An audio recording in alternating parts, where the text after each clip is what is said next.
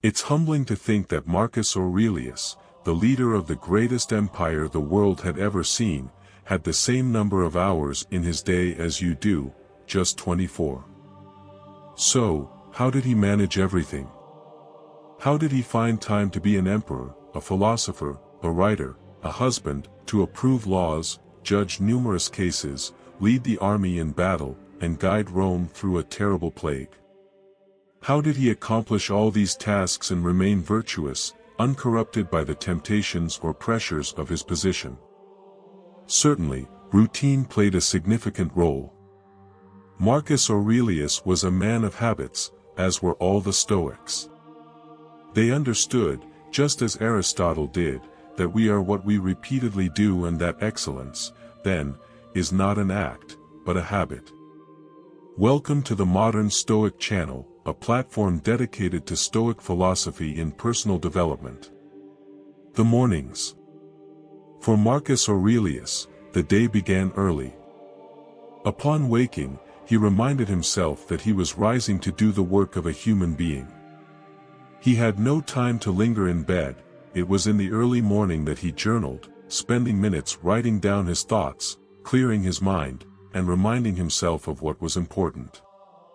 After this mental preparation, he readied himself for the day ahead, starting each morning by reminding himself that he would encounter all types of people: interferers, ungrateful, arrogant, deceitful, envious, antisocial.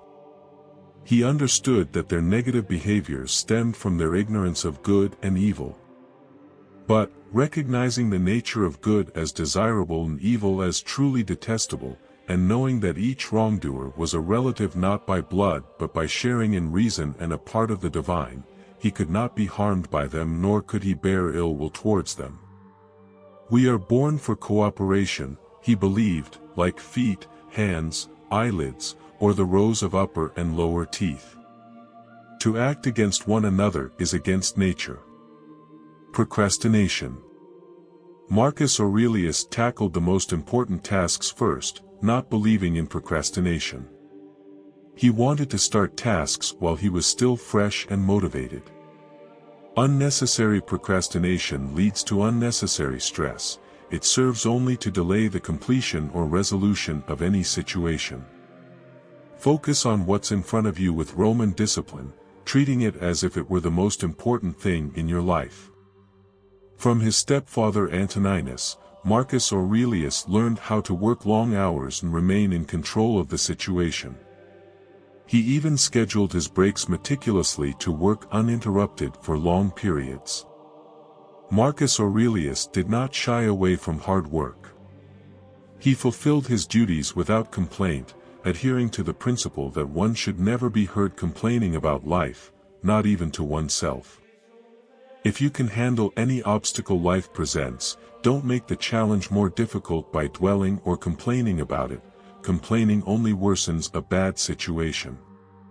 Marcus Aurelius combated stress by staying active, regularly making time for hunting, horseback riding, and other sports such as various types of wrestling. As a Roman, he also regularly visited the Roman baths, some of which still exist in Budapest today. You can sit in the same hot and cold pools that Marcus would have used to wash away the dust of earthly life, seeing how this was an important part of his daily routine. Getting clean, contemplating in silence, stepping away from his work for a moment, rejuvenating his body with hot and cold baths, and possibly a massage were ways he sought and achieved tranquility. These moments of silence are essential. Without silence, we struggle to think clearly, clear our minds, and see the bigger picture. In terms of diet, Marcus Aurelius seemed to be someone who ate to live rather than live to eat. He preferred healthy, simple meals and did not indulge in overly rich foods or care for sophisticated wines or gourmet chefs. Food was fuel to him. He ate and moved on. The exact time Marcus Aurelius dedicated to reading isn't known, but books were evidently significant in his life, as they are for any intelligent person. Marcus knew he needed to read to learn and was always studying to improve himself. He favored books over gossip and the latest news, always seeking the historical perspective on matters. At the end of the day, it was time to be with his family. Despite being famous, important, and busy, he never neglected his family. He enjoyed putting his children to bed at night, and in a philosophical moment as he kissed his children goodnight, he would remind himself not to rush this precious time, as it could be the last. Marcus Aurelius cherished these moments of presence, considering them the most important part of his life. As Marcus lay in bed, he would begin this process of reflection and preparation for the next day, grateful for the time he had been given to live. Our thoughts determine the quality of our mind, and our soul takes on the color of our thoughts. We are what we repeatedly do. Thus, live well and cultivate good habits, just like Marcus Aurelius.